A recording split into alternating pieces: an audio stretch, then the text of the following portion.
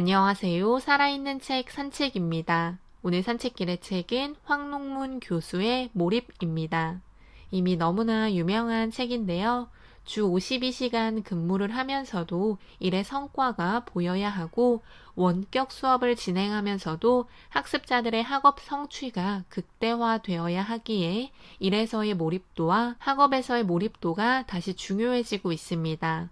또 어떤 문제를 해결하기 위해서든 행복을 위해서든 리더는 리더만의 몰입이 필요하고 학생은 학생만의 몰입이 필요하며 개개인 모두에게는 몰입이 필요합니다. 먹지도 자지도 않고 생각에 생각만 거듭했던 뉴턴도 침대에서도 미적분 생각밖에 없던 리처드 파인만도 1500편의 논문을 발표한 천재 수학자 폴 에어디시도 몰입을 통해 천재가 되었다고 합니다. 몰입을 위해서는 질보다 일단 양이 중요하다고 합니다. 자기가 해결해야 하는 문제, 자신에게 주어진 과제 등을 적어도 3일 이상 꾸준히 생각하는 것이 필요하다고도 합니다.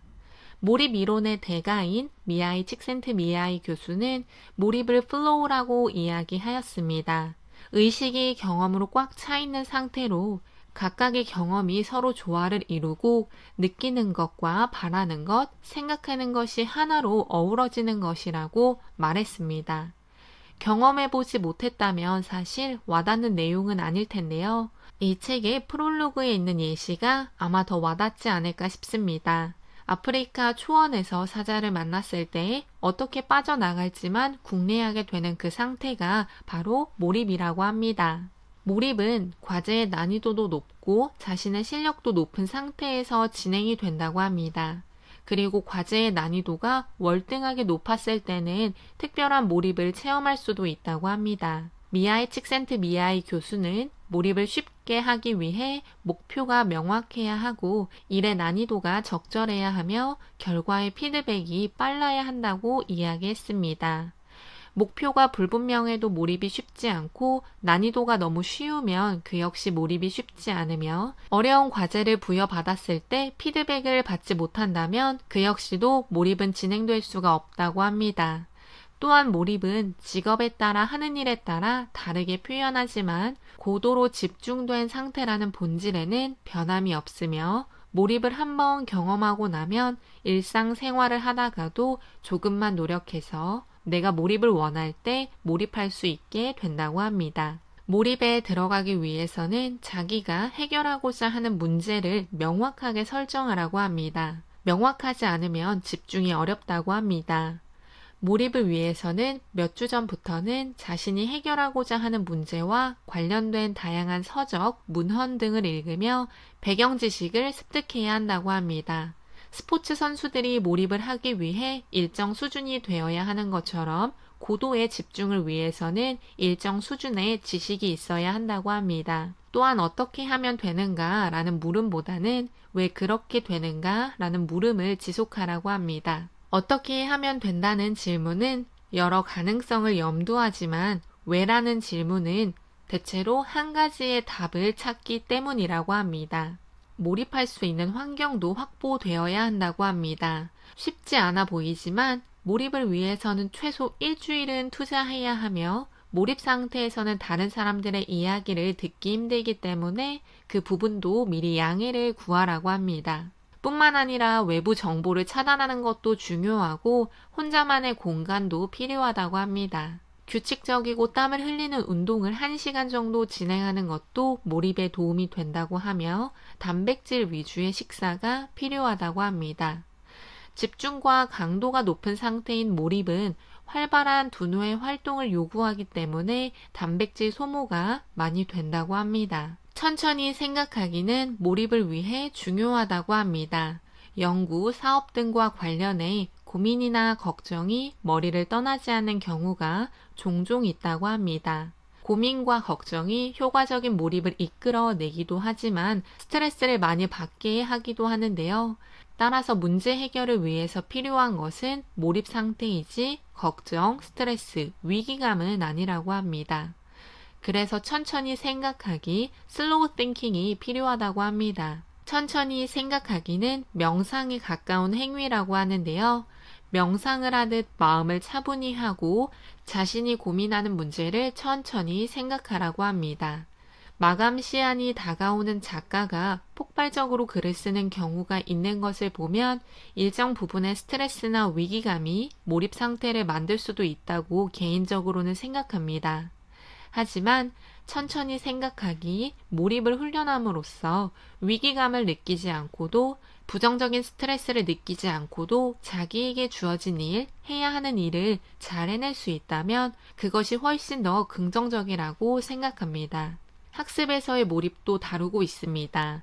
사실 이 책에서 이야기하는 몰입을 우리나라 학생들이 체험할 수 있다고는 생각하지 않습니다. 그래서 학습 몰입은 수업 시간의 주의 집중 정도로 표현할 수 있지 않을까 싶은데요. 무아지경에 빠지는 상태까지는 아니어도 몰입을 위해서 천천히 생각하고 오래 생각하는 것이 필요한 것처럼 학습을 위해서도 천천히 생각하기와 오래 생각하는 것은 학습자들에게도 필요합니다. 특히 교육 과정이 방대하고 많은 양의 문제를 풀어야 하는 우리나라 학생들에게는 풀리지 않는 문제를 풀릴 때까지 생각하라고 하는 것은 사치라고 보여질 수도 있습니다. 하지만 공부를 하든 인생을 살아가든 중요한 생각하는 힘, 사고력을 기르기 위해서는 해결하지 못하는 문제를 해결할 때까지 생각해보는 활동은 꼭 필요합니다.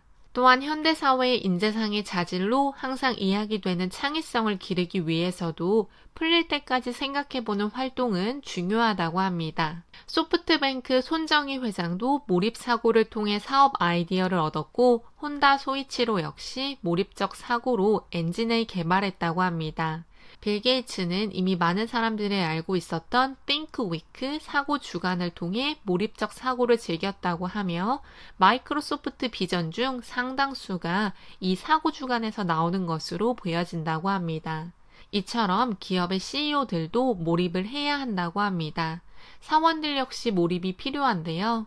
특히 근무 시간이 줄어들지만 더욱 업무의 효율을 높이고 성과를 낼 수 있도록 하기 위해서는 조직 내 모든 사람들이 일에 집중하는 것은 중요합니다. Work hard의 패러다임을 Think hard의 패러다임으로 바꾸며 현재를 행복하게 살 수 있고 이런 과정을 통해 일의 성과를 높이고 자신의 능력도 빠른 속도로 증가시킬 수 있다고 합니다.